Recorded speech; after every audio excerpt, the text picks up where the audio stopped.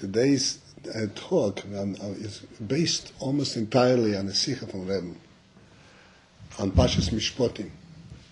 But it's a very rich Sikha, and we also develop maybe a little bit more for us. And the Rebbe asks a very obvious question. Pashas Mishpatim, by the way, everybody knows it's Pashas Mishpatim. And we all know that Mishpatim refers to that part of the mitzvahs of the Torah that lend themselves, that allow, that can be understood by the human intellect. That's what Mishpatim are. Comprehensible? It's understandable to the human intellect. In contrast to Chukim means decrees, godly decrees that we have no way that we can understand it. What is the significance of this decree? And this is even in simple things. You have tzitzis on your garments. What's tzitzis? What's tzitzis? We do all kinds of different things that we have no way to, and this is called a chukah. We do it because Hashem writes in the Torah, do this.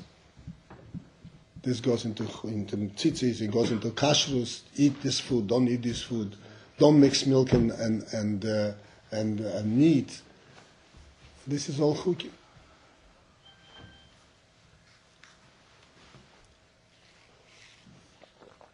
Mishpatim, and then there is eidos.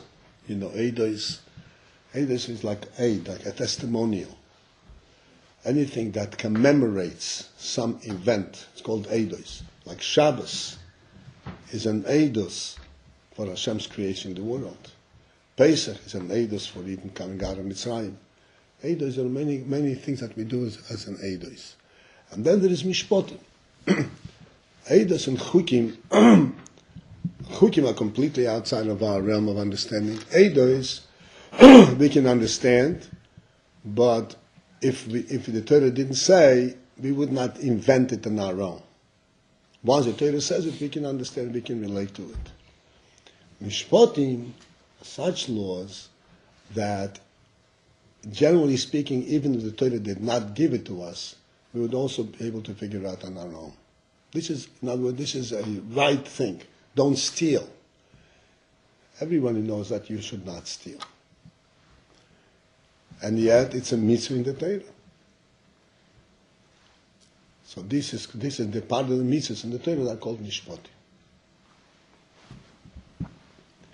Now, it's clear to everyone that even though the Torah contains Eidos, Chukim, and Mishpatim, the biggest effect of the Torah is in the Chukim, because Mishpatim they existed before, not exactly the way the Torah gives it.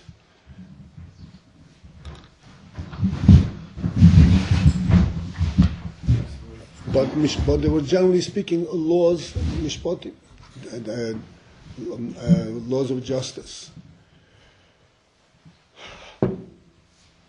But the Mabul, but the flood, Hashem says that the world has to be destroyed. Why? Because they were homos, they were robbing each other. They were not people. The whole society was lost. There was no civilization. They were on top of each other. That means that there were rules by which people had to live way back then. And when people lost these rules, Hashem said that this cannot go on.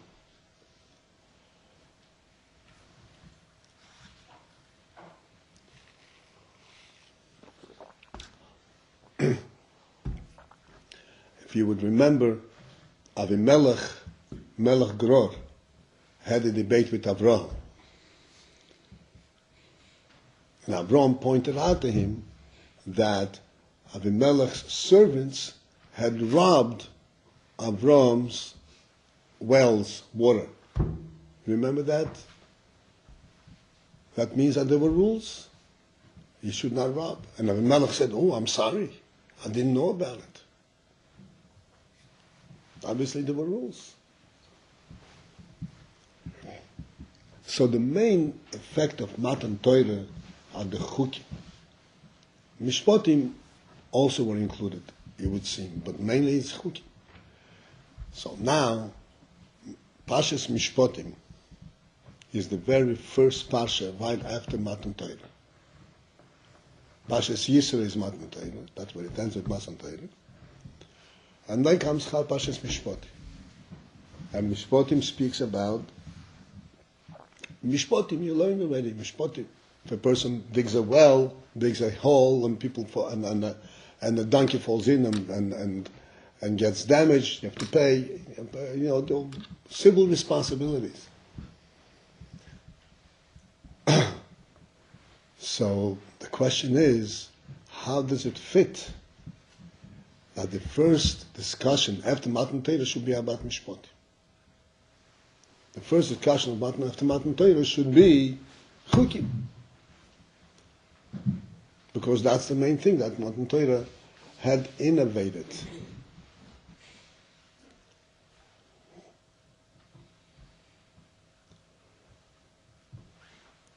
You have a question? Yeah, but do you think that the Jews were actually at a level to be learning chukim when they still needed to refine their midos, like this, with the counting of the Omer and everything?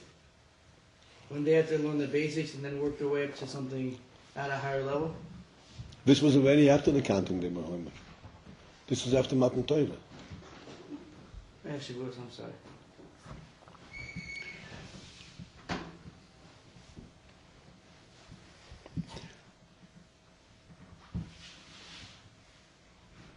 And it's also interesting, the Rebbe points out, that the parsha is called Mishpatim, and the name Mishpatim applies to the entire parsha, from beginning to end. That's what our name is. Our name is encompassing the entire thing that's named by it. And yet, if you go further down the parsha, there are chukim. The first mention in the Torah about not mixing dairy and meat is in Parshas Mishpatim, which is a chukah. And then, towards the very end of the Parsha, Mishpatim, the Torah goes back and tells us what occurred as a preparation to Matan Torah. In other words, it goes back actually to before Matan Torah. You didn't get to that parsha. Many of you probably remember from last year. The whole whatever happened before Matan Torah, where Moshe Rabbeinu was Makiv Korbanos, and Eden went through a Gerus, and Eden said Nasa v'Nishma. Nasa v'Nishma is also in with parsha. Parshas Mishpatim. Not in Yisrael. In Yisrael it only mentioned that Eden said Nasa, but Nasa v'Nishma is in Parshas Mishpatim. Even though, of course, it took place before Matan Torah. And yet, the Torah relates it at the end in out of order. And the main thing is, it's related in the parsha that's called Mishpatim. Seems to be contrary to the principle of a Mishpat. When you say Nasa v'Nishma, Nasa v'Nishma, everybody knows what that means, right? Eden said, Nasa v'Nishma. We will do and then we will understand. Which was one of the greatest revelation of Jewish soul, when Eden were able to say this. Which shows how Eden recognized Hashem not through their intellect, but way above it. We're still saying this. So that Nasa v'Nishma is not intellectual. It's above the intellect. It's not part of Mishpatim. How does it fit into the Parsha Mishpatim?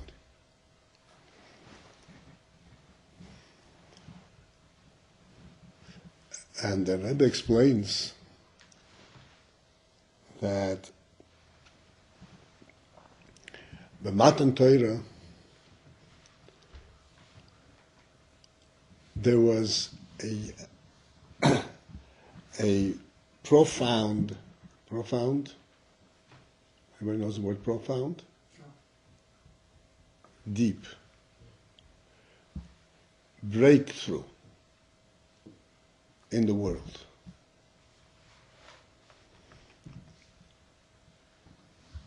And this we discussed previously, that actually Torah study per se existed before Matan Torah also. Avram Yitzchak Yankiv, the Gemara, we mentioned this, learn Torah. Shem learn Torah, even Noach learn Torah. So the big innovation of Matan Torah was not the Torah per se, the knowledge of the Torah. Because by Noach it says, when Noach had to gather all the animals into the table, into his ark, so Hashem said, of the kosher animals you should take 7, and of the non-kosher animals you take 2. Remember that? Mm-hmm. How does Noach know which is kosher and which is not kosher? They came themselves. No, but Hashem told him, Noach took in only that which Hashem told him to take. They came themselves only to know that they are not kosher, that they have not perverted their ways, they didn't sin. Because all the animals in those days, the animals themselves also became perverted. They lived and they existed in a sick world. And only those who did not get perverted, only those came to the table, and the table accepted them. But how does Noach know which is a kosher animal? So Rashi says over there that from this we know Noach lomad Noach Torah. Noach learned Torah. Lomad Noach learned Torah. So Torah was known even from Noach's time. So the big breakthrough innovation that occurred at Matan Torah was not the information of Torah so much. What was the breakthrough?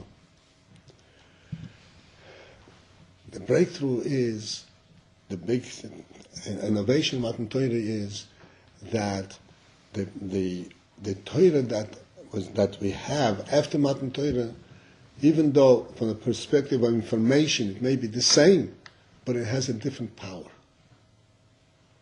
has a different significance, a different effect. And essentially what it is, that before Matan Torah, even those who learn Torah, they learn Torah with their intellect, with the human intellect. And if there was a great human being like Avraham, so it had the significance of Avraham's level of intellect. But it wasn't God, it was a human being.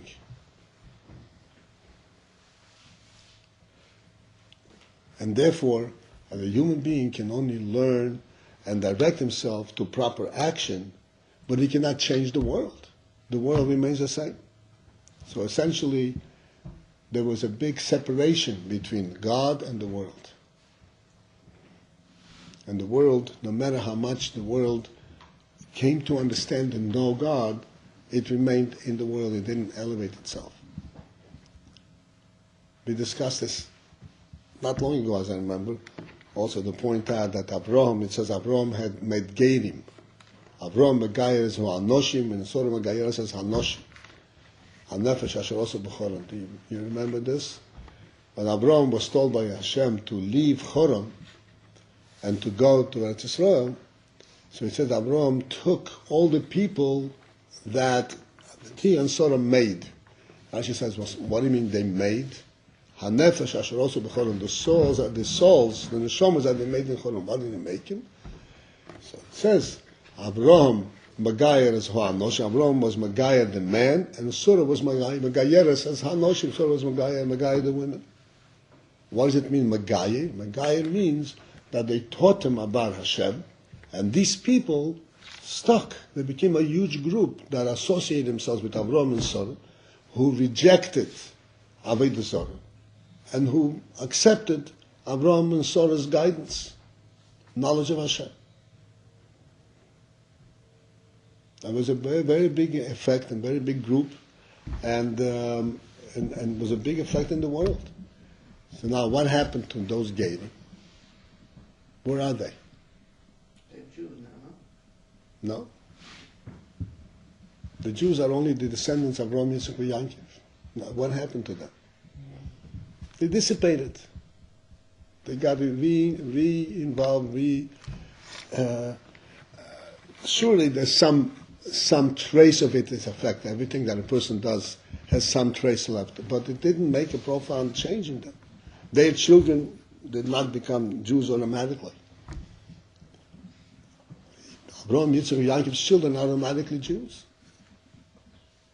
And then anybody who wants to join the Jewish people becomes a Jew through and through. Cannot revert back, cannot change back. It's done just like he was born a Jew.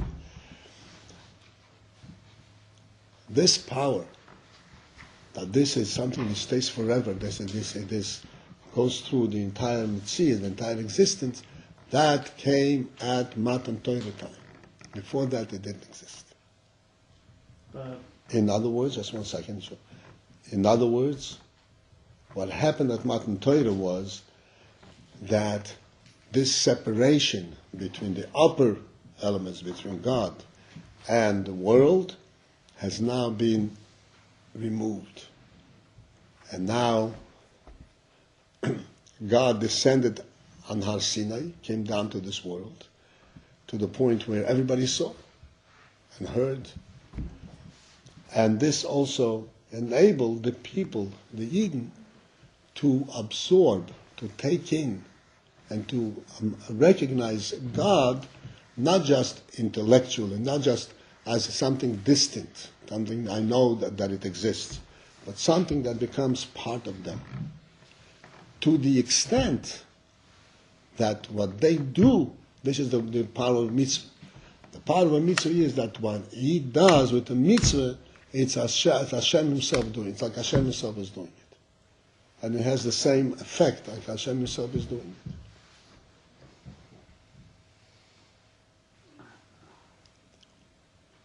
Take a look what happens. Al-Pidin, if we have a Sefer Torah, you know Sefer Torah is extremely holy. How did it become holy? A human being sat down and he wrote the Torah. So a human being can make such a thing, make a scroll holy? The answer is because there's a mitzvah in the Torah to write a Sefer Torah. And therefore, when a human being writes a Sefer Torah, he says like Hashem himself wrote it. Because everything we do, when you do a mitzvah, we're doing it with the koyach, with the power that Hashem gave us. And that's why it's so holy.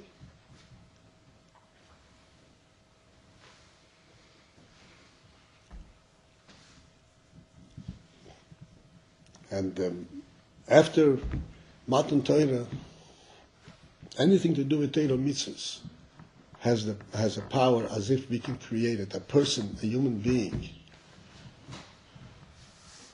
can make a neder, and the neder, what a neder is, right? A vow. And it has the power like as if God himself said this should be. This is what changed. This is what changed from before Matan Torah.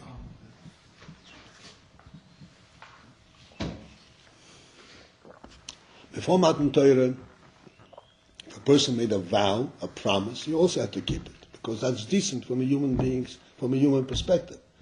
But it's only a question of decency, of proper behavior. But it did not really change the element itself. Whereas after Matan Torah, it actually changed the element itself. Okay?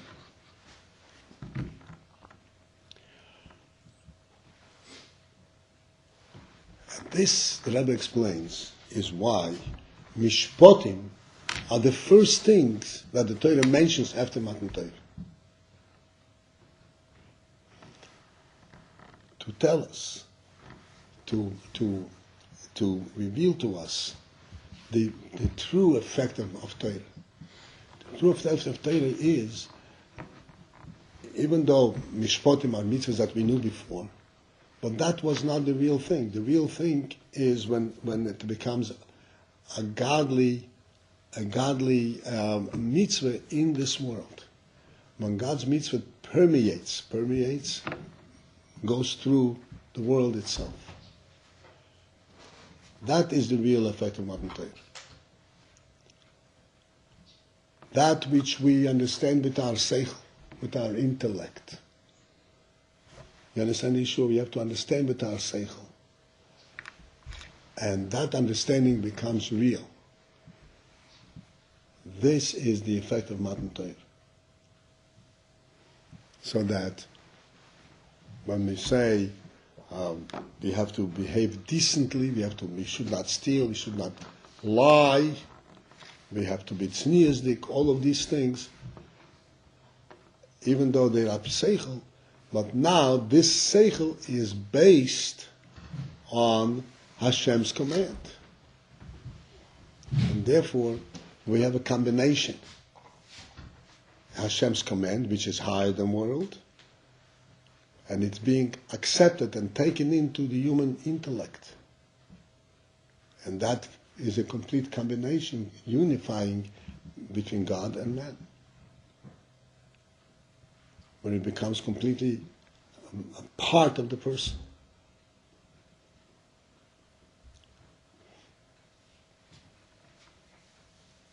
Okay? Do you have a question? Yeah, so like the purpose of Mishpatim is that so, because you said that when we follow these laws, it's as if God Himself is doing it. Mm-hmm. But the purpose of this is that you can take a law that's logical, but then also through Matan Torah, it'll be as if the reason that we're doing it is not mainly because it makes sense to us with our intellect, but because Hashem told us to do so, right? Right. But the important thing is that itself becomes part of our understanding. So that God becomes a real presence in our life, not something that we believe from a distance, but something that we really relate to and understand. This is the principle of Mishpatim.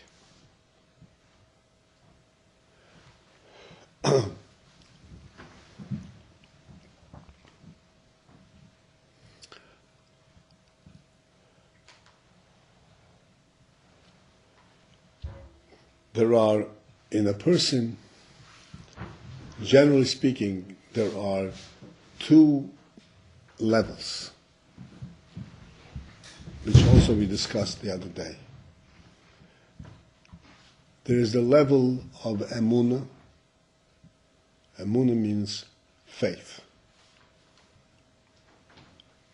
And then there is a level of the intellect, of what a person can understand. Now, the faith, I also make an emphasis all the time that we should understand. People refer to faith as blind faith. And that is totally incorrect. This is not the correct way of describing faith. Because if a person is, God forbid, blind intellectually, then he has no faith. Faith is a very profound, very deep insight that we have. And it is so deep and it's so pure that the intellectually we cannot grasp it, we cannot fully understand it. And this is why we call it faith.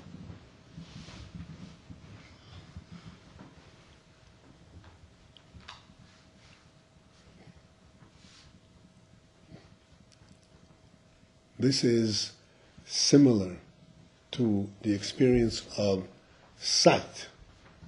When we see something, in sight there are two parts. When we see something, we can describe what we saw.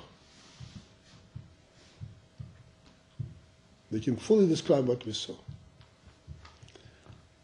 And yet, no matter how well we describe it, there is no way that we can describe it in such a way that the person who did not see it should have the same experience as if he had seen it.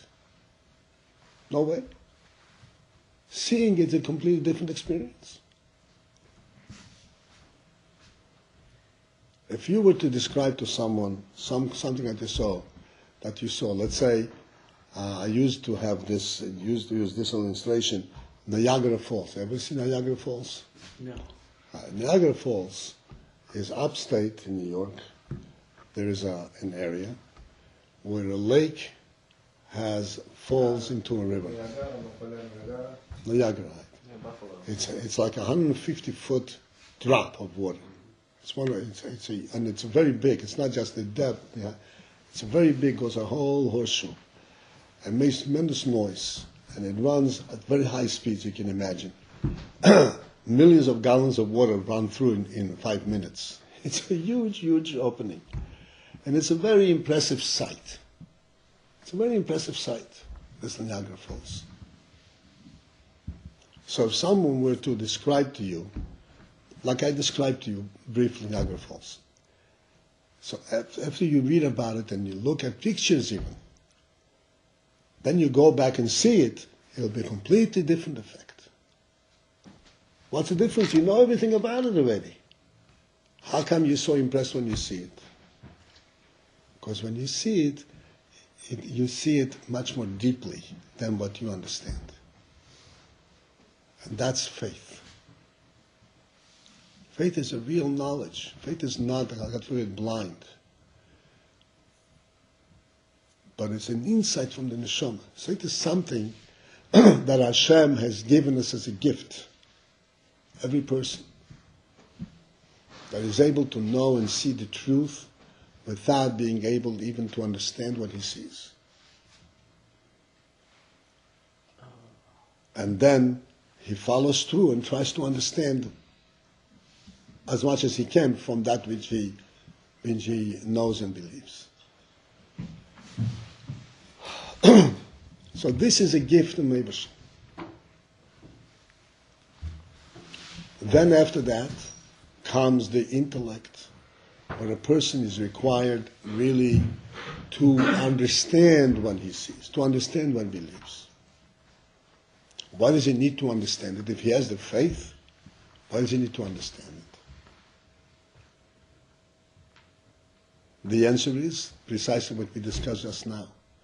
That which he believes, even though he really believes it, but it does not become part of him. It is like seeing something from a distance. I see it, I believe it, but that's not me.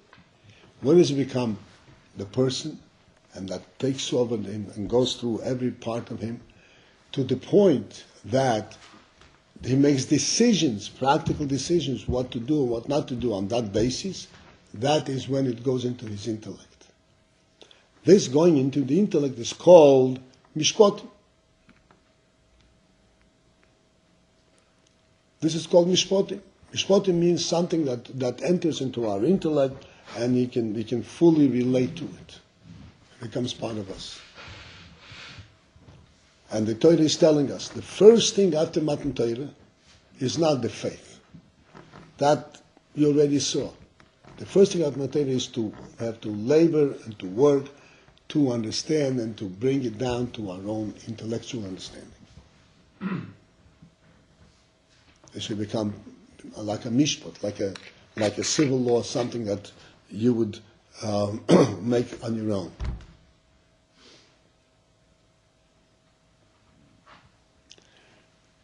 Subsequent to that, once a person works on that, on the Mishpatim, which is a very hard work, but it really pays off. It really makes a real full-fledged human being, where his intellect, his understanding is true, not just worldly but godly. And then the Torah says that at the end of Mishpatim, at the end of Parshas Mishpatim, as I mentioned before, there is chukim. What How does chukim come with mishpatim? Like we asked before, if the whole pasha is called mishpatim, how does a chukim like mixing meat and dairy? How does it come into this pasha? And this is the big thing that the Torah teaches us. That once a person has worked with himself and has brought the emunah into his intellect and he fully understands it, then he comes to a new madrega, that even a chukah, even that which is completely above human understanding, becomes to him part of mishpat. He can accept a chukah, accept a godly decree which is above seichel, and accept it in a way that he does not lose himself. He can accept it and it becomes part of him. It becomes mishpat. Why isn't it the other way? Why isn't it that he accepts like mishpatim as with as much faith that he accepts chukim? Because the principle of mishpatim is that it should dig into our brain, not just accept it. Okay. Accept it with faith. That's not the point. The point is that it should be part of our understanding. It should permeate the person, because the whole inyan of Torah is to change the world, so that the world itself becomes holy. That happens when we absorb it in our seichel. To accept it with faith is not the ultimate purpose of Torah. Surely the faith is what gives us the ability to further understand it. Just like I explained, in order to describe the Niagara Falls, you have to have seen it. That's like the faith part. But afterwards, you have to be able to describe it. You have to be able to make sense of it. You have to be able to relate to it. Okay, but ultimately, I mean, the reason that we don't like steal, from out in Torah, people, if someone didn't steal, they didn't because it's the right thing. Now we don't steal. Before it's the right thing, don't we say to ourselves we don't steal because it's God's will that we don't? Isn't that what comes first for a Jew? To do it because it's God's will, and then to apply the logic and seichel to it. But also it's the right thing. What you're saying is correct, but not completely. It's not the complete truth. It is true that first and foremost we know that it's God's will. But then afterwards we have to work on ourselves and elevate ourselves and purify ourselves to the point where this God's will becomes part of our own intellect. You understand what I mean? Okay, since you use that, let me give you a little bit of an insight, an illustration how that is. Like we said before, not to steal was something that was well known way before Matan Torah.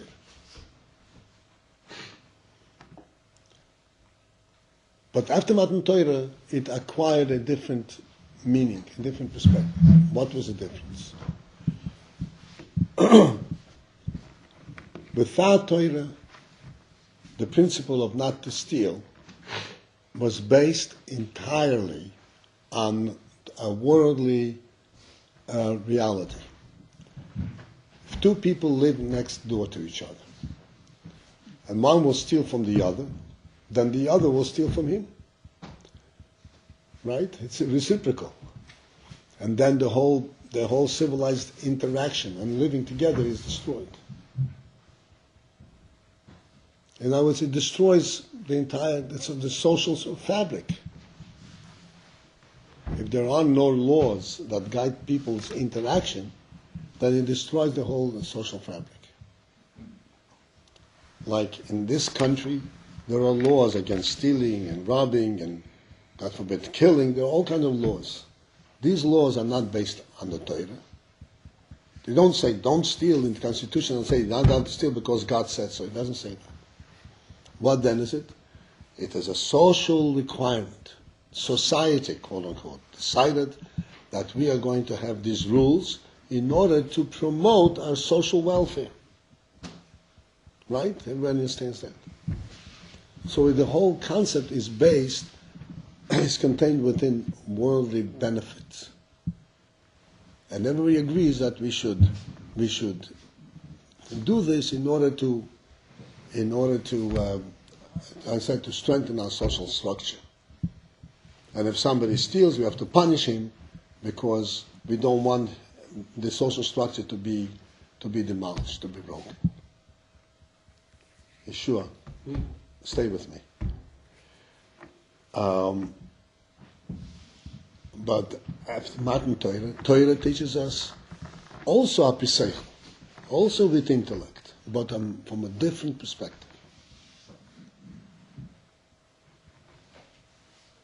Torah says that this world was created by God. And it is maintained by God. And the whole significance of the existence of the world is the godly presence in the world. Especially in the Jewish people. That God is present in wherever they are.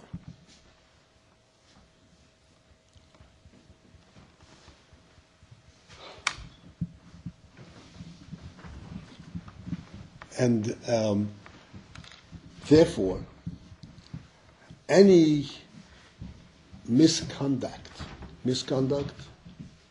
wrongdoing,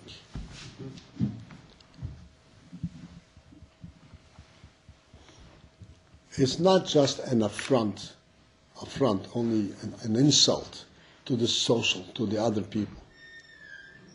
It's an affront and an insult to God's presence.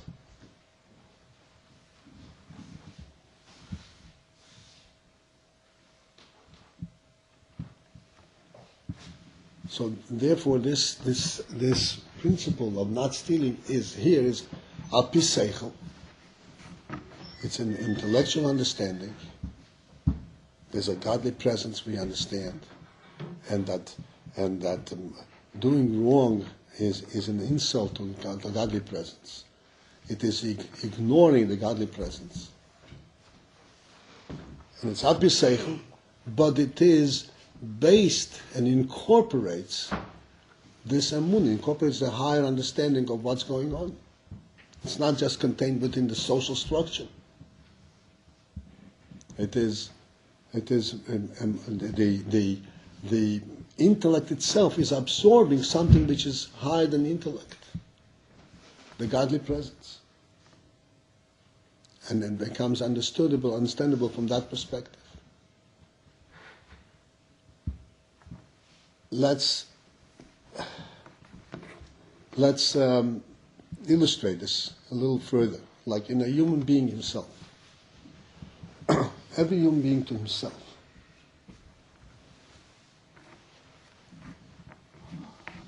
If he should not steal, if he should steal, he's going to get punished. He's going to get caught, he's going to get punished. So I'm not going to steal so that I don't get caught and don't get punished. But that is not the ultimate, the highest level a person can be.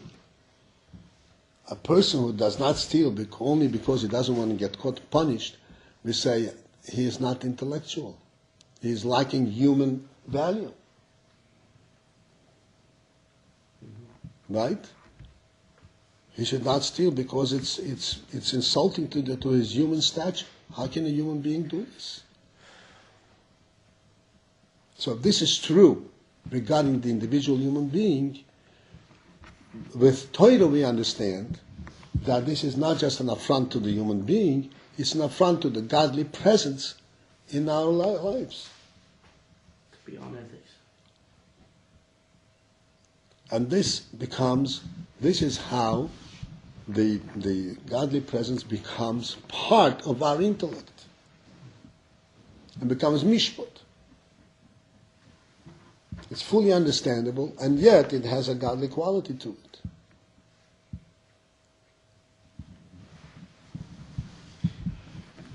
When a person goes through this process, and he takes even the simple laws of the Torah, the Mishpatim, but they become part of his real Mishpatim, part of his intellect, Api Torah, then he reaches another plateau, another point.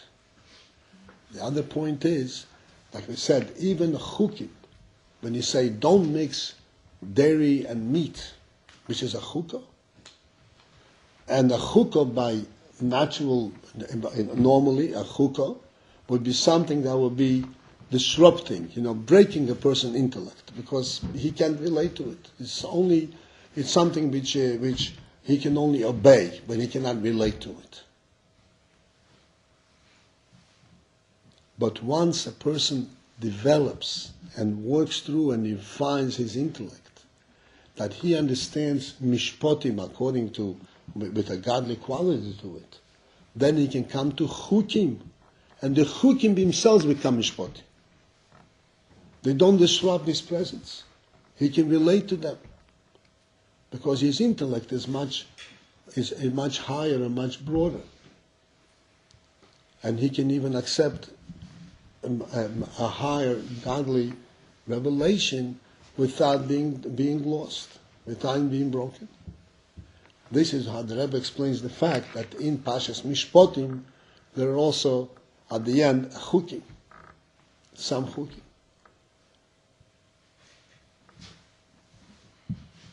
So you're saying once you can get to the Mishpatim, then it'll prepare you to get to the chukim afterwards. That's right. And the chukim should become also part of the mishpat. But we're never going to understand a chayk like we understand. No, we will not understand it, but it will not disrupt our thinking. Okay, just because of the logic of it. We will be able to accept it, right? So, okay, this is Bekitzer. Like I said, it's a very rich sikha. I just want to quickly mention an interesting remez that the Rebbe brings, a hint, a drush that the Rebbe brings down in that sikha from the Shalom. The posuk says, "Zeh keli v'anvehu elokei ovi v'areim amenu." Anybody remembers that posuk from Oz Yoshir? Oz Yoshir, "Zeh keli v'anvehu."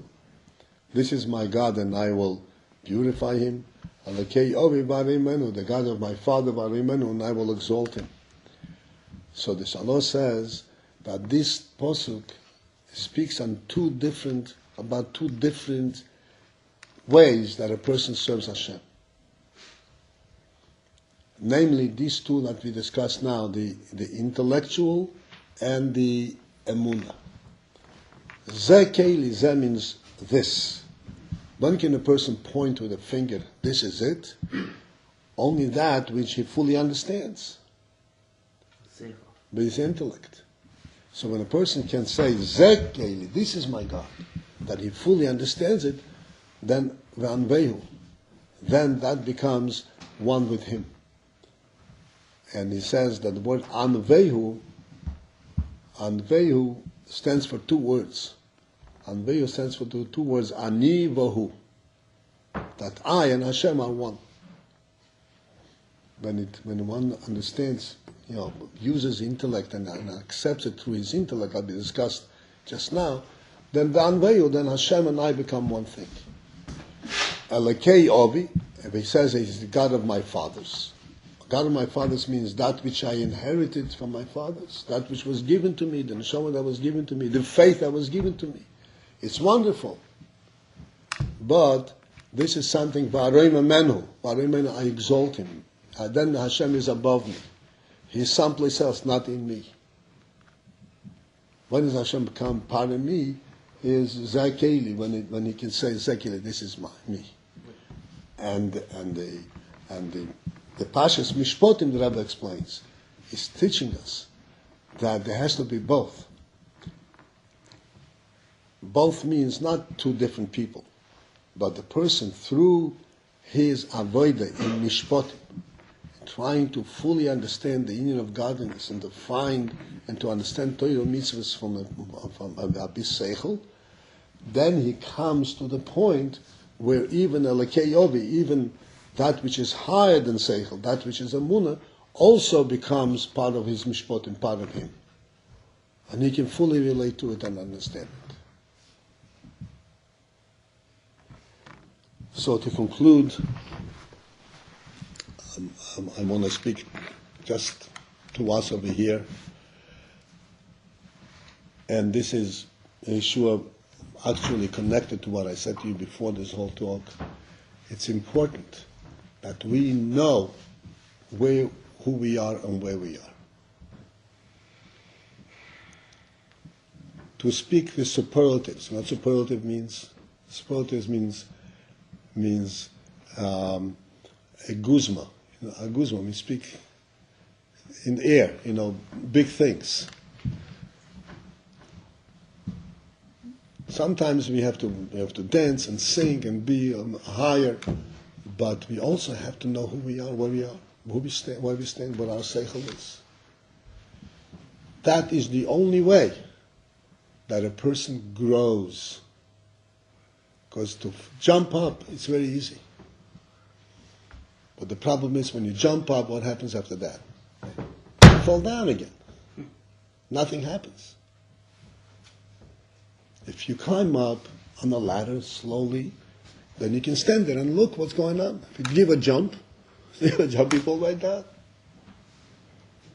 Don't accomplish anything. So sometimes you have to give a jump up too quickly to get a glimpse on something, but that should not be the avodah.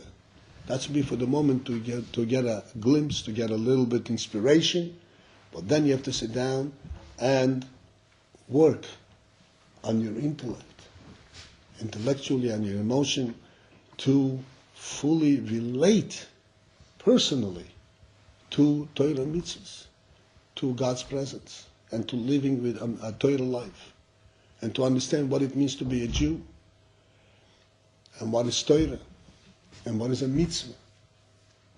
And you can't fool yourself. If you understand, you understand. If you don't understand, you have to work to understand.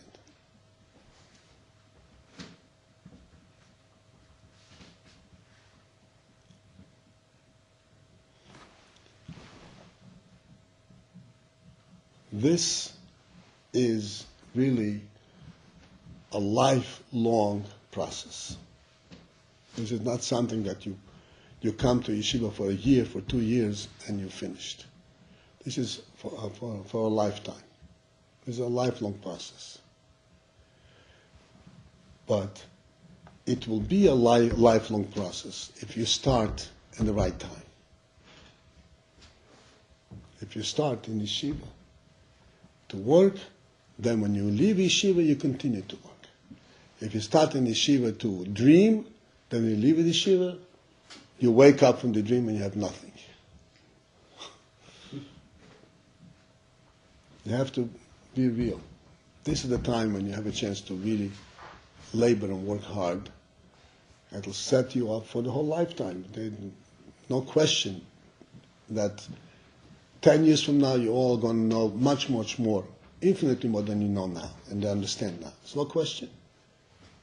But you have to start going on the path.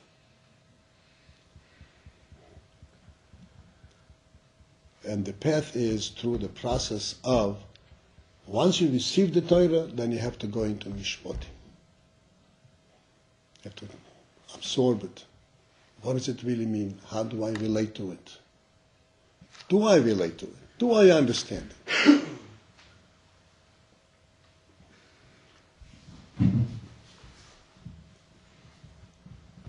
That's how you accept the Torah. This is the receiving Torah. This is what I explained that, I explained it many, many times because it's very important, that at the end of the Seder Mishpatim, Eden said, Nasa v'nishma. And everybody knows that Nasa v'nishma was an important moment that gave Eden the Torah. It says that Hashem gave the Torah only after Eden said Nasa v'nishma. And everybody says that what's so special about Nasa and Nishma? That they were ready to accept without understanding, without question. Nasa, we will do whatever you tell us. But then, the question is that before saying Nasa and Nishma, they said Nasa by itself. And you know something? It said Nasa 2 times. In Pashas Yisra it says Nasa, in Pashas Mishpatim it says Nasa, and only afterwards it says Nasa v'nishma. So if you're talking about obedience and accepting, so Nasa by itself is even better. And that was not good enough. And Hashem did not accept that and says, I'm not giving them the Torah because they said Nasa. Who am I giving the Torah to? To robots? I'm giving the Torah to human beings. When they said Nasa v'nishma, that's the real person. Of course you have to understand, you have to have the insight, you have to have faith and accept what Hashem says. And I said not blind faith, but bright faith. But then afterwards, how do I know that you're a full-fledged human being? That he says, Nishma, afterwards I want to understand. I really want to absorb it. That's the people that Hashem gave the Torah to.